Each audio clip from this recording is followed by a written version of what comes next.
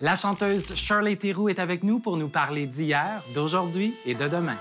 Puis moi, quand j'étais petite, là, je disais toujours, un jour, je vais être une grande chanteuse, puis je vais aller faire de la scène. Là, c'est l'Internet, YouTube, tu t'envoies toi-même, mais il faut que tu le fasses toi. Oui, tout le monde était surpris, mais il y en avait plein de gens qui disaient, elle est malade, elle va perdre sa maison.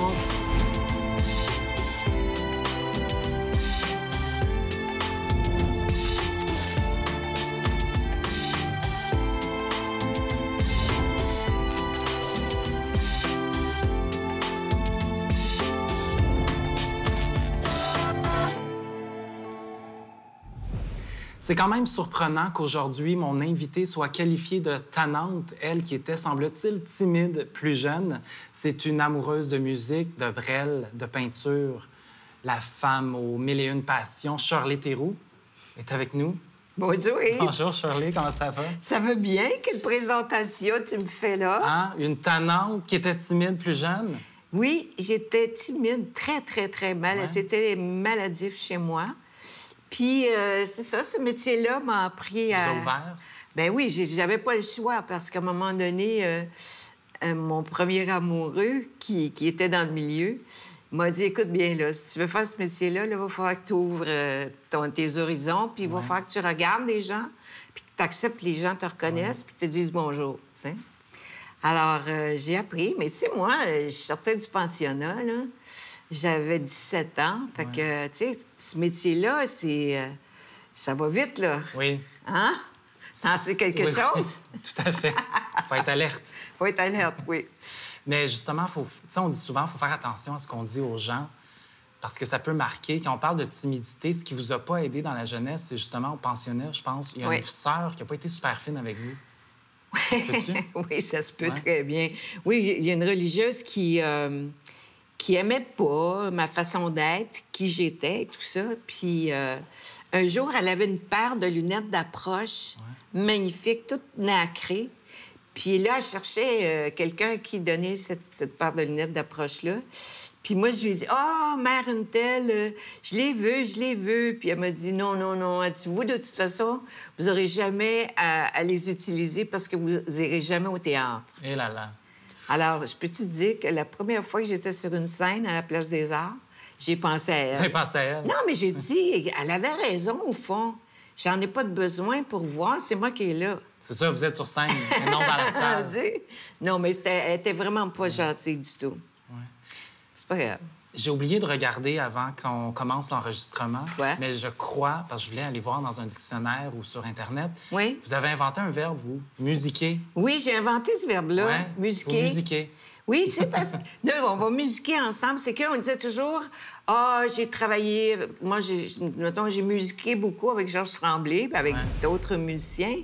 Puis on disait, OK, on a travaillé ensemble, ou, tu sais, il n'y avait jamais un terme. Puis un jour, j'ai dit à Georges, j'ai dit, hey, tiens, j'ai dit, je m'en vais chez toi, on va musiquer. Puis Georges m'a dit, wow, c'est un beau terme, tu sais, mais ça veut tout dire. C'est un beau verbe. Je musique, tu musiques, nous musiquons. Vous musiquez. Voilà. Et ils musiqueront. Ça va peut-être rentrer dans le dictionnaire. Ah, ça va rentrer dans le dictionnaire. Grâce à vous, on le sait pas. On le sait pas. Toute petite, vous aimez déjà chanter. Oui. Mais justement, toute petite, vous êtes petite. Oui. Alors, on vous fait une petite scène avec des serviettes dans le salon de coiffure. Et on vous fait chanter là. Oui. Un salon de coiffure parce que notre mère, ma maman, allait une fois semaine chez la coiffeuse. Et puis... Ne dites-moi pas qu'elle vous faisait payer sa coupe avec votre tour de chant. Non, non, okay. pas à ce point-là. À ce point-là. Pas à ce point-là. Okay. Mais là, moi, je chantais toujours. Fait que même quand j'étais sous le séchoir, je chantais fort, fort, fort. Tu comprends-tu? Puis j'avais pas les paroles franches, tu sais. Puis, en tout cas, puis, écoute, les clientes qui étaient là, puis bon, la petite, OK. Fait que là, ils me mettaient comme ça une petite scène avec des serviettes. Puis là, ben, je chantais ma chanson. Puis c'est au coin de chez moi. Moi, je suis née au coin de Ontario et la rue, aujourd'hui, Alexandre de Sèvres, mais qui était la rue Maisonneuve. Okay. La rue du Théâtre Arcade de Télémétropole. Vous habitiez là? J'habitais là. Je suis née là. Et puis, sur le coin, il y avait comme un magasin là, où c'était tenu par deux jeunes femmes là, qui étaient là. Et je m'installais dans la vitrine parce qu'il y avait un petit moulin à coudre. Puis je chantais dans la vitrine. Ah oui? Ben oui. Puis mon premier salaire, ça a été 25 sous. Wow. J'étais revenue chez nous, puis j'avais chanté dans la vitrine, puis j'avais eu 25 sous. Puis mon père et ma mère avaient dit, mais tu vis où t'as pris ça? Ah oui. J'ai dit, je crois que leur nom, c'était Michelin. J'ai dit, les demoiselles Michelin qui m'ont donné ça. Parce qu'à l'époque, 25 sous, c'était. C'était énorme, beaucoup. c'était tout un gros salaire. Écoute bien, là. Ben oui. On parle de, je sais plus en quelle année. Wow. Désolé, je sais plus. D'aussi loin que vous vous souvenez, Oui. est-ce qu'à la maison, quand vous étiez enfant, vos parents écoutaient de la musique? Oui. Ça faisait partie de votre vie? Oui.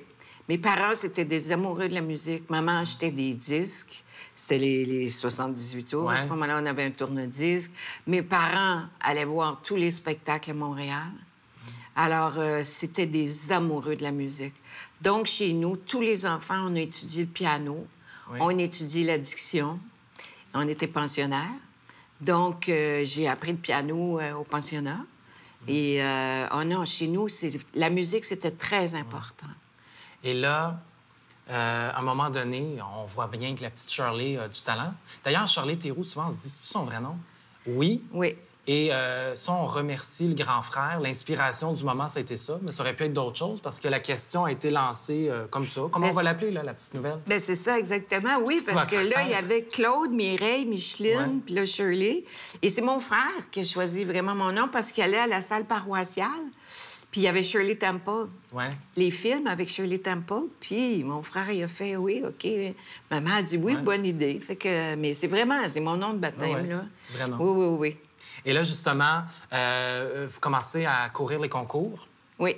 Et là, on vous fait traverser la ville à l'époque en autobus pour Oui. aller gagner quelques chocolats et des montres. Oui, c'est CKVL. C'était les prix. CKVL, c'était les prix. CKVL Verdun. Ben, écoute bien, c'était génial, ça. Mais aujourd'hui, on rit de ça, mais à l'époque, Voyons. ça, Oui, mais c'était quand- quelque chose, Oui, ça mais- valait. Oui, Un mais peu. ça. Sais-tu quoi? Ou pas? Non, c'était pas Non, important. Le prix, il était pas important. Non. L'idée, c'est que je partais avec mes sœurs, on prenait l'autobus, OK. puis on s'en allait à Verdun. Puis là, moi, je chantais avec Billy Monroe au piano. C'est pas n'importe qui, là. Tu comprends-tu? Fait que la boîte de chocolat puis les montres Gladstone, c'était bien secondaire. C'était d'aller chanter au concours d'amateurs. Comprends-tu? C'était de chanter, point, à la ligne. Fait que j'ai gagné bien des boîtes de chocolat puis des montres Gladstone pour toute la famille. Tout le monde devait être à l'heure avec toutes ces montres-là, j'imagine, avec tout ce que vous gagnez. Puis tu dis que j'ai jamais été en retard. Oui, vous êtes quelqu'un de très ponctuel. Ah, c'est hein? épouvantable. Ouais. Pour moi, c'est tellement important. Sais-tu pourquoi? C'est que c'est le respect des autres, être à l'heure. Puis je me dis, t'as pas le droit d'être en retard. Parce que quand t'es en retard, tu mets tout le monde mal à l'aise, tu bouscules tout. C'est important pour moi d'être à l'heure. Aujourd'hui, on aurait peut-être mis la DPJ sur votre cas. Ah ouais, donc, pourquoi? Dès 11 ans, le tournée des cabarets, Oui, commencez jeune. j'ai commencé jeune. Ouais. J'ai commencé la première fois... Ben, maman suivait. Elle Oui, mais la supervisait. première fois que je suis allée, ma mère ne le savait pas. J'étais allée avec... J'avais 11 ans, oui. Avec une amie de l'école, OK. au Chic Cabaret, à ta minute, sur la rue Saint-Denis puis Ontario, au Rigolo, au Chic Rigolo. Le chic rigolo. Un vendredi soir, écoute bien. Puis elle m'avait prêté une jupe à crinoline de sa sœur, en tout cas. Et c'est toute une histoire. Et j'ai gagné le premier prix. Donc, c'était les découvertes de Jean Simon. OK. Jean Simon a téléphoné chez moi pour que je retourne, mais ma mère ne le savait pas. Il dit « Ah, vous savez, Shirley a gagné. J'aimerais ça, ça revenait. » Maman a fait « Pardon. » Fait que... Est-ce que tu allée là, elle? Oui, c'est ça. Alors, mais maman a dit « Écoute, si tu veux y aller, tu vas y aller, à condition que je te suive. » tu sais. Maman qui vous encourageait Oui. et qui était votre couturière. Maman, Est-ce que c'est la- vous Oui. saviez comment vous vouliez être habillée? Elle vous faisait vos robes. Oui, Vos maman robes. faisait les robes. J'allais avec elle choisir les tissus.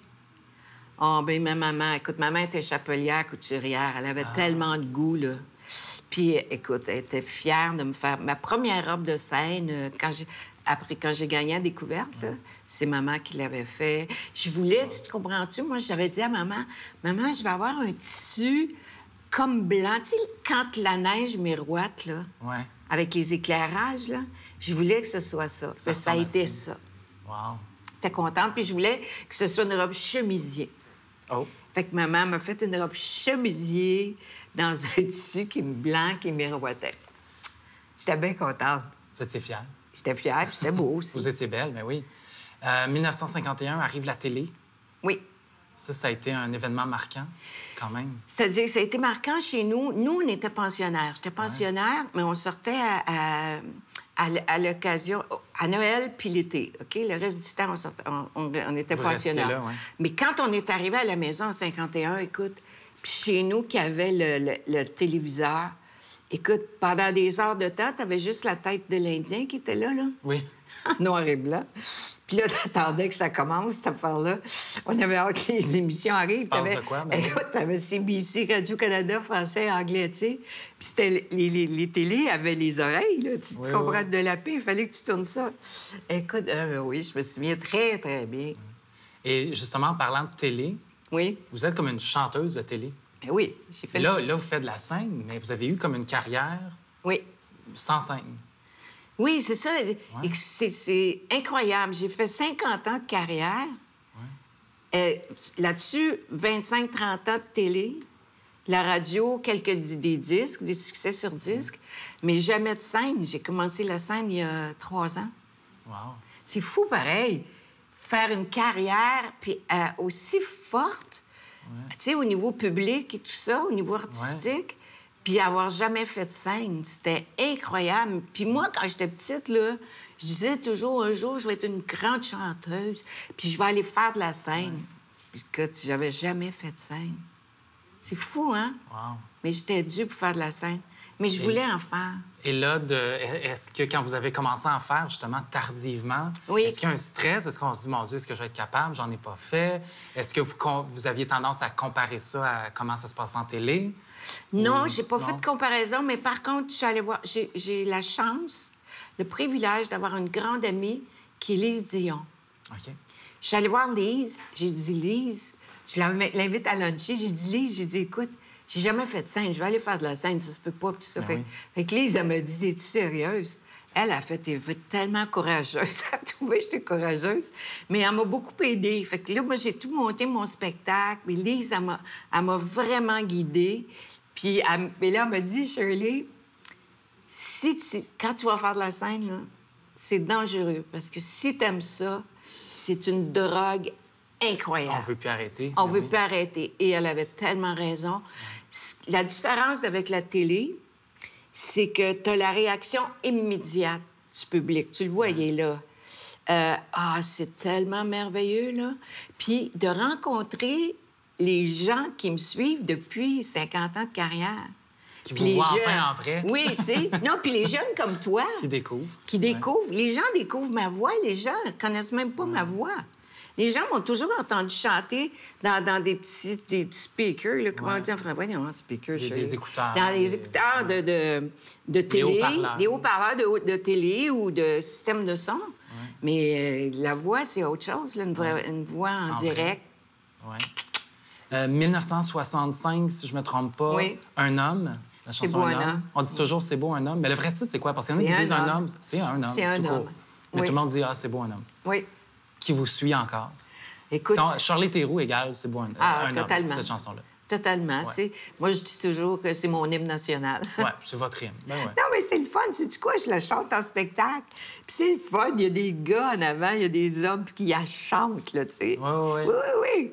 Puis les femmes aussi. Mais écoute, tu sais que c'est un cadeau, ça, dans une carrière, d'avoir une chanson aussi forte que ça. C'est un cadeau, tu sais, comme Joël Le Yaya. Qui marque le temps. Mais moi, c'est beau un homme. Est-ce que vous avez toujours le même plaisir de la chanter? Mais j'ai encore plus de plaisir qu'avant. Oui, parce qu'à 19 ans, là... Vous connaissiez pas grand-chose des hommes? Non, pas vraiment. Puis avec l'expérience, c'est plus senti? Là, je m'amuse. Aujourd'hui, je m'amuse vraiment. Dans le temps, j'étais un peu naïve, là, tu sais. Mais c'est ça, c'était la beauté aussi, d'avoir une jeune femme qui chante cette chanson-là, tu sais, avec toute sa naïveté qui est belle, là, tu sais, de 19 ans, des 19 ans. Aujourd'hui, j'ai la maturité de la femme qui... Regarde, Je sais, je sais ce que je dis, là. Ouais. Puis s'il y en a un dans la salle que vous trouvez beau, vous vous concentrez sur lui, j'imagine, pour Totalement. faire... C'est ça, pour Mais il faire passer y en a tellement. Il y a toujours plein d'hommes. Vous avez l'embarras du choix. J'ai l'embarras du choix. C'est le fun, les femmes. Ils ont dit, oh, Shirley, tu sais, après les spectacles, on rencontre le public. Et puis, il y a un mari qui voulait faire une photo avec moi, 2 petits becs. La femme, elle me dit, Shirley, je suis même pas inquiète. Oui, prends-le. Vas-y, donne-y des becs. Il n'y a pas de problème.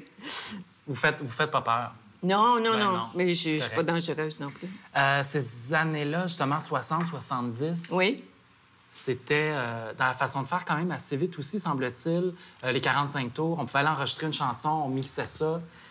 Oui. Si on avait la chance d'aller à Jeunesse d'aujourd'hui, entre autres, le lundi, c'était les ventes, c'était des succès. Totalement. Ça marchait un peu comme ça. Oui, c'était comme ça. Ouais. Il y avait beaucoup de reprises, mais Jeunesse d'aujourd'hui, c'était tellement fort. Ouais. Et c'était l'émission du samedi soir qui entrait partout au Québec. Puis... à ce moment-là aussi, ce qu'ils faisaient, ils enregistraient, c'était en noir et blanc, c'était des grosses bobines, OK? Ils mettaient ça dans l'autobus le lendemain matin de Jeunesse d'aujourd'hui. Puis là, ça s'en allait à Québec, puis ça s'en allait à Sherbrooke et à Chicoutimi. Alors, quand là, tu faisais Québec, Sherbrooke, Chicoutimi, eux recevaient ça, les bandes, avec les nouvelles chansons. Puis là, tu avais le palmarès qui était là. Tout de suite, tu rentrais. Non, écoute, c'était fabuleux. Là. C'était fort, là. C'était très, très fort. Là. Puis les 45 tours étaient placés partout. Là. Si on compare, justement, les façons de faire... Bon, moi, je ne l'ai pas connu, cette façon-là. Non. Je connais un peu ce qui se passe. Aujourd'hui, on parle beaucoup des droits d'auteur. Récemment, il y a le distributeur DEP qui a fermé, qui fait mal. Ça, c'est triste. Je ne veux pas dire est-ce que c'était mieux avant, c'est mieux aujourd'hui, mais quand on compare, on se dit est-ce qu'on devrait peut-être des fois repenser à justement comment ça fonctionnait dans le temps puis essayer d'utiliser ça aujourd'hui ou ça se ferait pas? Non, on peut plus faire ça. Je veux dire pourquoi? À cause des réseaux. OK. Tu comprends-tu? Là, c'est à nous, ça va être aux producteurs et aux maisons de disques. Là, moi, je suis en train de le faire moi-même parce que moi, je suis producteur. C'est moi qui produis mes disques. Parce que vous êtes super impliqué, là, c'est ça? Vous n'êtes pas juste devant... Non. Puis moi, je crois à la musique, puis j'y crois aux chansons d'ici, puis j'y croirai toujours. Mais c'est à nous de réajuster nos flûtes. Alors moi, en tout cas, je sais que prochainement, là, il faut s'en aller, on s'en va sur... Là, c'est l'Internet, YouTube, tu t'en vas toi-même, mais il faut que tu le fasses, toi. Fait que les grosses compagnies comme Dep, Kiko, tout le monde faisait à peu près tout et essayait de faire tout et rien en même temps. Tandis que là, ça va être ça. Mais là, on est mondial. Ouais. Moi, ma prochaine chanson que je vais avoir sur YouTube, là, elle s'en va dans le monde entier. Là. Oui, mais oui, tout à fait. Alors, je vais la vendre 99 cents, mais 99 cents dans le monde entier. Oui. Fait que c'est quoi ton risque? Je vais quand même rentrer en studio. Tu sais, moi, je regarde juste ma production entre Brel et moi. Oui, là. parce que justement, disons-le, ça... Oui. C'est un rêve. Brel, c'est les textes, oui, Brel... vous rejoignez, c'est La première fois que j'ai chanté du Brel, j'avais 12 ans. Ouais. Puis j'ai toujours aimé les textes de Brel. C'est fort, mais ça parle de nous. C'est nos vies. Brel, c'est nos vies. Et je me suis dit, un jour, moi, je vais en faire un... Bon, ça a été long, puis je l'ai fait. C'est tellement un rêve que vous avez réhypothéqué votre maison pour ça. Ah, j'ai hypothéqué ma maison, mais sais-tu quoi? Les musiciens, je suis rentrée en studio, je voulais absolument faire un disque avec des vrais musiciens en studio. En tout et partout, il y a 30 musiciens. Mais ça aussi, maintenant, on en prend 3 qui vont peut-être jouer de 2 instruments, puis on veut pas trop qu'il y ait... Bien, c'est ce que les musiciens rentrent en studio. Elle sort d'où, elle, avec 30 musiciens? Écoute, ils étaient... Vous êtes surpris? Oui, tout le monde était surpris, mais il y a plein de gens qui disaient « Elle est malade, elle va perdre sa maison. » C'est pas important, hein? On fait pas ça pour l'argent. On fait ça parce que tu as des rêves à réaliser, tu y crois, vas-y.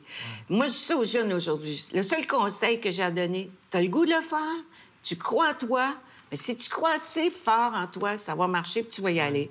Donc, cet album-là, les musiciens, en tout cas, ils étaient en studio. Les petits gars, là, les cuivres, là, tu sais, tout... Ils étaient comme des enfants. Ils ont dit, Shirley, on n'a pas vécu ça, on s'en souvient pas. La dernière fois, tous les violons ensemble. Alors ça, c'était un rêve que je réalisais. Mais maintenant, il y a une nouvelle façon de faire et je m'en vais là. c'est comme mon disque de Noël que j'ai fait cette année. J'avais jamais fait de... Je suis une chanteuse, j'ai jamais fait de disque de Noël. Ça se pouvait pas, là. J'ai dit, je vais en faire un. 2015, j'ai appelé Georges Tremblay. Georges, on fait un disque de Noël. J'ai rentré en studio, j'ai fait mon disque de Noël avec Georges et puis Michel Lachance, puis on l'a sorti cette année, OK? Mais si moi, je ne l'ai pas fait, je n'aurais jamais fait de disque de Noël. J'ai écrit des chansons de Noël, puis sont le fun, puis sont bonnes, mes tunes de Noël.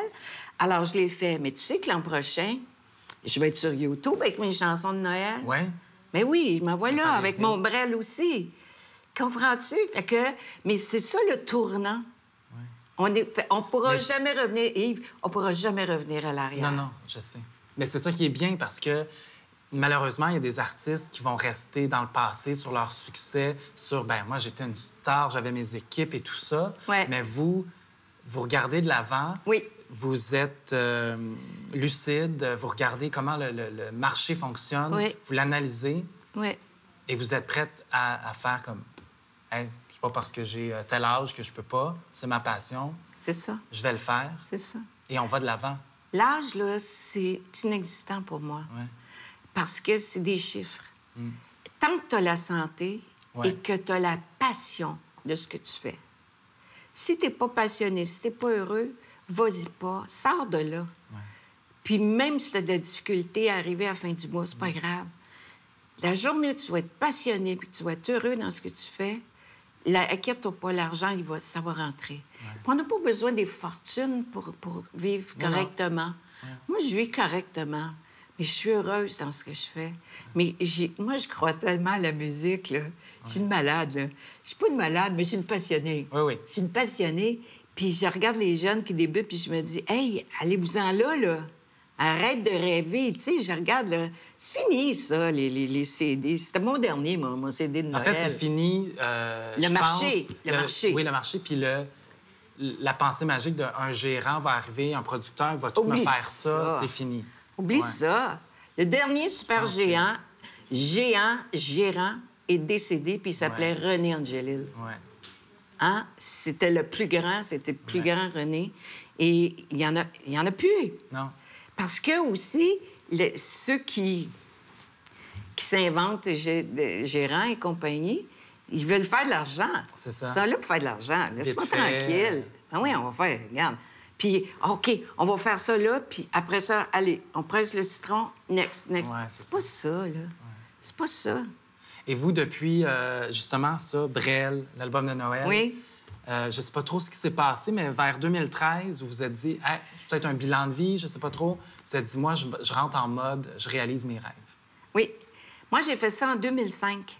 OK. Quand je me suis défaite du restaurant La Moucherie, après 28 ans... Parce que là, dans vos mille et une choses, vous êtes aussi entrepreneur. Oui, je suis entrepreneur. Oui, absolument, 28 ans. Dont la boucherie, oui, c'est ça. Et quand ça s'est terminé, j'ai pris un temps d'arrêt pour repenser ma vie. Qu'est-ce que j'aime? Où est-ce que je veux aller? C'est quoi mes forces? Alors, j'ai fait mon bilan de vie. Et la première chose que j'ai faite, j'ai arrêté de fumer. Ah, ça a été pour une chanteuse, c'est ça. Ça, je vous félicite. C'est une bonne idée. Je te remercie. Et puis, là j'ai fait, OK, je reprends ma musique. Moi, c'est ma musique et là, j'ai commencé à peindre. Alors, j'ai fait parce que j'ai toujours dit, un jour, je vais peindre. Ouais. Puis là, j'ai appelé mon ami Tex Paul Lecard. Puis je me suis amenée chez lui, puis avec ma première toile, puis j'ai dit, Tex, je veux que tu regardes ma toile. Si ça vaut la peine, tu me le dis. Si ça vaut pas la peine, tu me le dis aussi. Oui. Puis il m'a dit, oui, si tu veux venir peindre avec moi, t'es la bienvenue. Je suis allée pendant 2 ans et demi chez lui, tous les mercredis, dans son atelier. Cadeau de la vie, ça, là, aussi. J'ai eu plein de cadeaux. Fait que Tex, c'est votre mentor côté peinture, si on veut. Ça a été mon mentor, oui, parce qu'il m'a encouragée. Puis il a découvert des choses. Tu sais, lui, l'art abstrait, ça n'utilisait rien, ça ne parlait pas. Puis il m'a dit, Shirley, écoute, je viens de prendre des grandes leçons. Parce que là, dans votre parcours, des fois, il faut faire des choix. Oui. Et là, vous participez à des concours. Oui. Et assuré comme vous êtes, vous gênez pas. Quand vous savez que quelque chose va fonctionner, vous le dites. Ah oui, absolument. Et là, il y a un certain concours que vous disiez, ça, je vais le gagner. Et ce concours-là vous amena en France. Oui.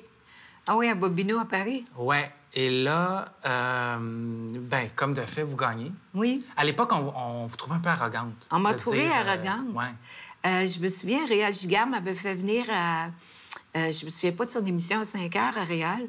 Ouais. Et puis, il voulait absolument que je le dise aux gens, ce que je disais en coulisses, comprends-tu?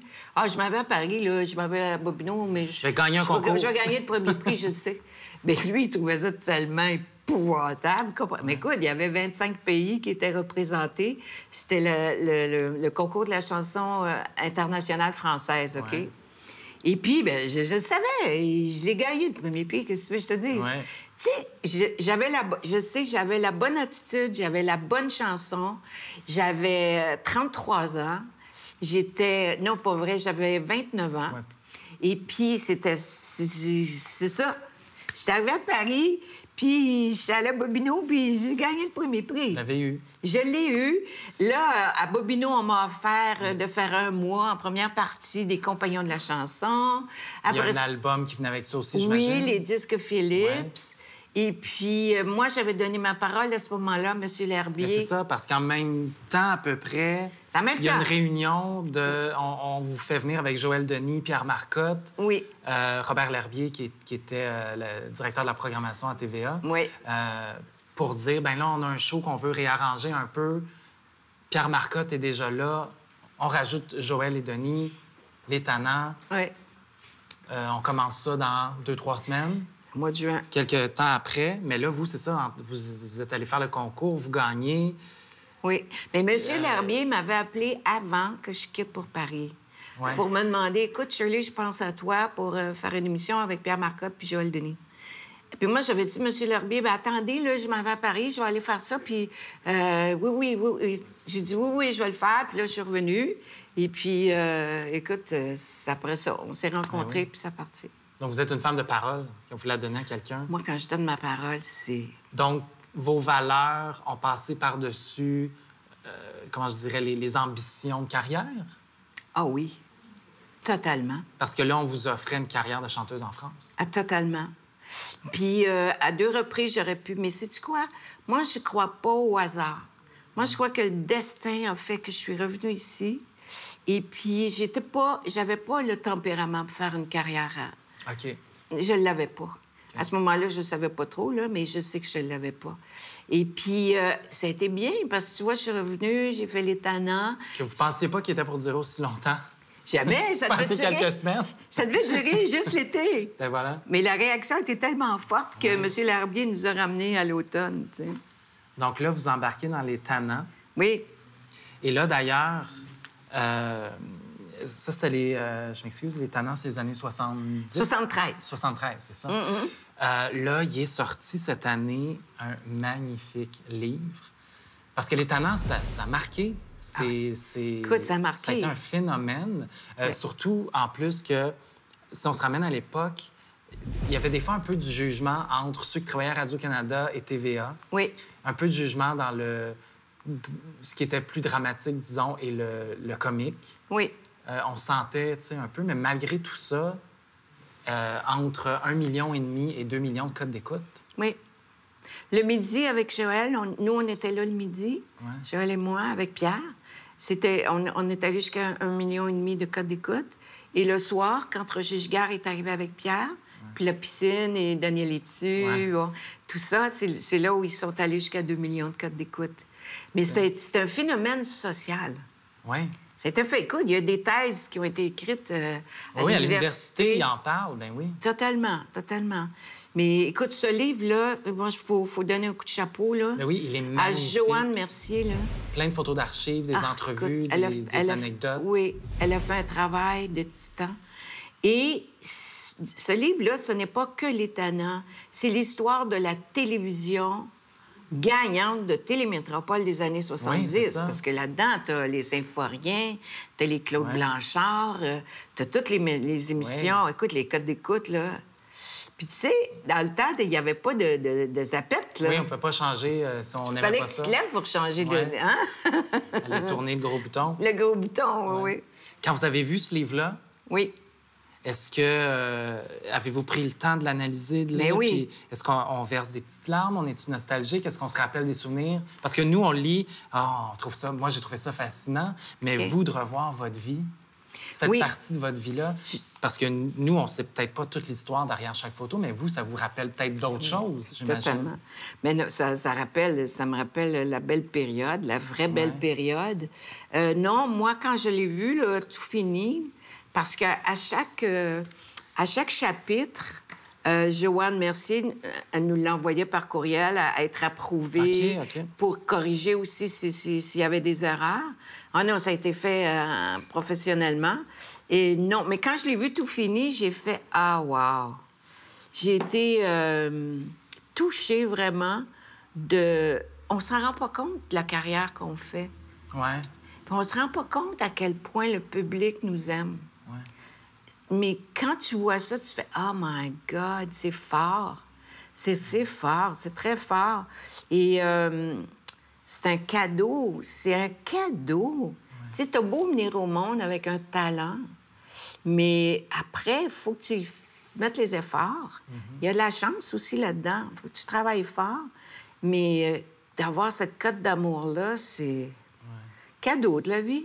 Et là, depuis plus d'1 an, les Tannants sont de retour. Oui. Mais au début, ça n'a pas été un oui tout de suite. Ah non, j'ai dit non, moi. Ouais.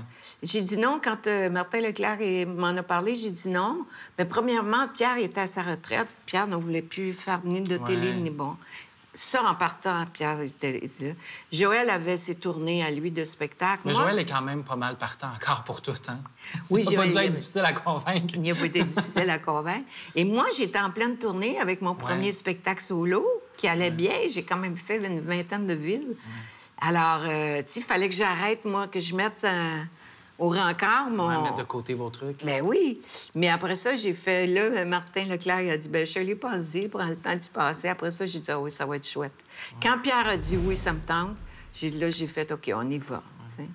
Et là, à l'époque, entre autres, pour ne nommer que ceux-là, Toto et Totoune, ça a été quand même... Parce qu'il y a des personnages qui ont été marquants dans tout ça. Oui. Là, on refile, on remet ces costumes-là. Oui. On se remet dans les personnages. Oui, on se remet dans... Mais ça a été, garde, comme ça. Ouais. Comme si on avait fait les Tannants la veille. Autant les trois, autant la chimie est encore là. Sur scène, là, c'est comme si on n'avait jamais quitté. Jamais arrêté. C'est quand même 45 ans après, là. Et est-ce que vous êtes aussi tannant qu'à l'époque? Parce que, faut le dire, ça brassait. Oui, ça pendant l'époque des Tannants, que ce soit pendant les pauses entre les enregistrements, aller au restaurant, vos deux compagnons, ça jasait assez fort au restaurant. Ben oui, c'est qu'ils faisaient toujours des folies. Ils étaient toujours en folie. En train de faire des jokes.